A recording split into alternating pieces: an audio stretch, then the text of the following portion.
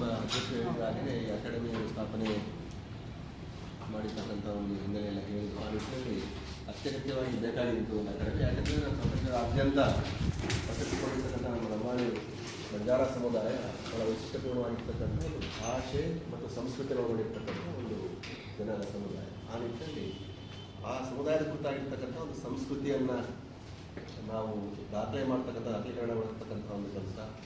ಹಾಗೆ ನಿಮಗೆ ಭಾಳ ಮುಖ್ಯವಾಗಿ ನಮ್ಮ ಮೇಳದಲ್ಲಿ ಇರುವ ಹಾಗೆಯೇ ಸಂಸ್ಕೃತಿ ಮತ್ತು ಭಾಷೆ ಕುರಿತಾಗಿ ಮುಂದಿನ ಪೀಳಿಗೆಗೆ ಅದನ್ನು ಪರಿಚಯಿಸ್ತಕ್ಕಂಥ ಒಂದು ಉಳಿಸಿ ಬೆಳೆಸ್ತಕ್ಕಂಥ ಒಂದು ಏನು ಉದ್ದೇಶ ಇದೆ. ಆ ನಿಟ್ಟಿನಲ್ಲಿ ಈಗಾಗಲೇ ನಮ್ಮ ಸಹ ಸದಸ್ಯರು ಡಾಕ್ಟರ್ ಶಾಂತಾನಾಯಕ್ ಸರ್ ಅವರು ಮಾತನಾಡಿದ್ದಾರೆ. ಎಲ್ಲದಕ್ಕೂ ಕೂಡ ಸಹಮತ ಇದೆ.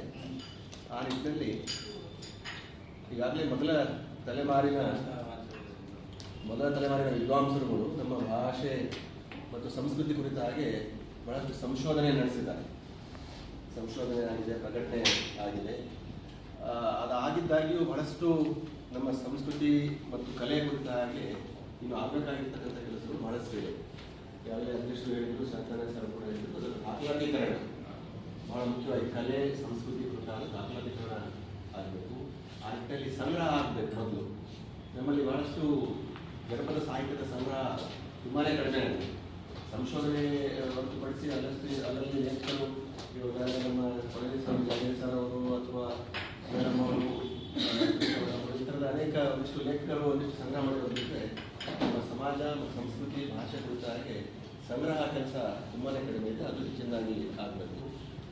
ಹಾಗೆ ಕಲೆ ಮತ್ತು ಕಲಾವಿದರಿಗೆ ಹೆಚ್ಚಿನದಾಗಿ ಪ್ರೋತ್ಸಾಹಿಸಬೇಕು. ಈಗಾಗಲೇ ಸರ್ ಹೇಳಿದರು, ಈಗಾಗಲೇ ಬಹಳಷ್ಟು ಸಾಧಕರಿದ್ದಾರೆ ಅಂತ ಕಲಾವಿದರ ಗುರುತಿಸಿ ಅವರಿಗೆ ತರ್ತಕ್ಕಂಥದ್ದು. ಹಾಗೆಯೇ ಅವರ ಮೂಲಕ, ಆ ಹಿರಿಯ ಕಲಾವಿದರ ಮೂಲಕ ನಮ್ಮ ಸಂಸ್ಕೃತಿಯ ಅಥವಾ ಕಲೆಗಳ ಒಂದು ತರಬೇತಿ ಶಿಬಿರಗಳನ್ನು ಮುಂದಿನ ಪೀಳಿಗೆಗೆ ಅದನ್ನು ಪರಿಚಯಿಸ್ತಕ್ಕಂಥ ನಿಟ್ಟಿನಲ್ಲಿ ವಿಶ್ವವಿದ್ಯಾಲಯದ ಮಟ್ಟದಲ್ಲಿ ವಿಶೇಷವಾಗಿ ಕಲೆಗಳಲ್ಲಿ ನಮ್ಮಲ್ಲಿ ವಾಜಾ ಟ್ರೈನಿಂಗ್ ತರಬೇತಿ ಶಿಬಿರ ಇದೆ. ಅದನ್ನು ಕೂಡ ಮುಖ್ಯವಾಗಿ ಕಲೆಯ ಸಂದರ್ಭದಲ್ಲಿ ತಗೋಬೇಕು. ಹಾಗೆಯೇ ಈಗಾಗಲೇ ಕಸೂತಿ ಬಗ್ಗೆ ಮಾತಾಡಿದ್ದಾರೆ, ಅಧ್ಯಕ್ಷರು ಮಾತಾಡಿದ್ದಾರೆ.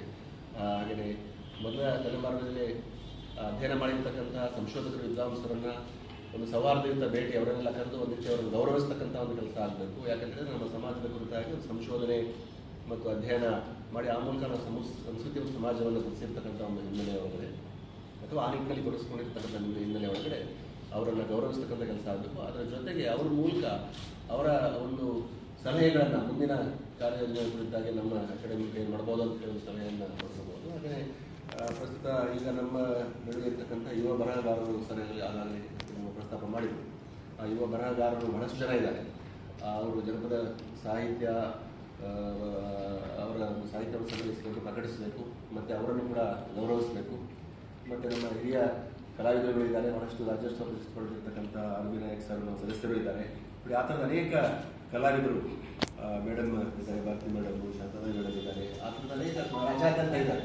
ಮತ್ತು ಒಂದು ಏನು ಅಂತ ಹೇಳಿದ್ರೆ, ಇದು ಕೇವಲ ನಮ್ಮ ರಾಜಧಾನಿಗೂ ಅಥವಾ ಬಾಗಲಕೋಟೆ ಅಲ್ಲಿನೋ ಅಥವಾ ಅಲ್ಲಿ ಸೀಮಿತ ಆಗಬಾರ್ದು. ಕರ್ನಾಟಕದಾದ್ಯಂತ ಬೀದರ್ನಿಂದ ಹಿಡಿದು ನಮ್ಮ ಚಾಮರಾಜನಗರ ಜಿಲ್ಲೆಯವರೆಗೆ ಅಲ್ಲಿವರೆಗೆ ಕರ್ನಾಟಕದಾದ್ಯಂತ ಎಲ್ಲ ಕಡೆಯೂ ಕೂಡ ಜಿಲ್ಲಾವಾರು ಈಗಾಗಲೇ ಪ್ರಸ್ತಾಪ ಮಾಡಿದ್ದೇವೆ. ಎಲ್ಲ ಕಡೆಯೂ ಕೂಡ ಕಾರ್ಯಕ್ರಮಗಳು, ವಿಚಾರ ಸಂಕಿರಣಗಳು, ಆಮೇಲೆ ತರಬೇತಿ ಶಿಬಿರಗಳು ಇವೆಲ್ಲವೂ ಕೂಡ ಆಗಬೇಕು. ಆ ನಿಟ್ಟಿನಲ್ಲಿ ಆದಾಗ ಮಾತ್ರ ನಮ್ಮ ಒಂದು ಸಮಾಜ ಸಂಸ್ಕೃತಿ ಅಥವಾ ಭಾಷೆ ಕುರಿತ ಹಾಗೆ ಮುಂದಿನ ಪೀಳಿಗೆಗೆ ಅದನ್ನು ಪರಿಚಯಿಸ್ತಕ್ಕಂಥ ಕೆಲಸ ಆಗುತ್ತೆ. ಮತ್ತು ಬಹಳ ಮುಖ್ಯವಾಗಿ ದಾಖಲೆ ಮಾಡ್ತಕ್ಕಂಥ ದಾಖಲೀಕರಣದ ಕೆಲಸ ಆಗುತ್ತೆ. ಈಗಾಗಲೇ ನಮ್ಮ ಮೇಳದಲ್ಲಿ ಕೂಡ ಇದೆ. ಕಿರುಚಿತ್ರಗಳ ಮೂಲಕ ಅಥವಾ ಅದನ್ನು ಪುಸ್ತಕದ ಮೂಲಕ, ನಿರ್ವತಿಗೆಗಳ ಮೂಲಕ ಅದನ್ನು ಪ್ರಕಟ ಮಾಡ್ತಕ್ಕಂಥ ಈ ಥರದ್ದೆಲ್ಲ ಇದ್ದಾವೆ. ಆ ನಿಟ್ಟಿನಲ್ಲಿ ನಾವೆಲ್ಲೂ ಕೂಡ ಸೇರಿ ಬಹಳ ಮುಖ್ಯವಾಗಿ ಈಗಾಗಲೇ ಪ್ರಸ್ತಾಪ ಮಾಡಿದ್ದು ನಾವೆಲ್ಲ ನಮ್ಮ ವೈಯಕ್ತಿಕ ಒಂದು ಆಸೆ ಅಥವಾ ದಕ್ಷತ್ವ ಏನೇ ಇದ್ರೂ ಕೂಡ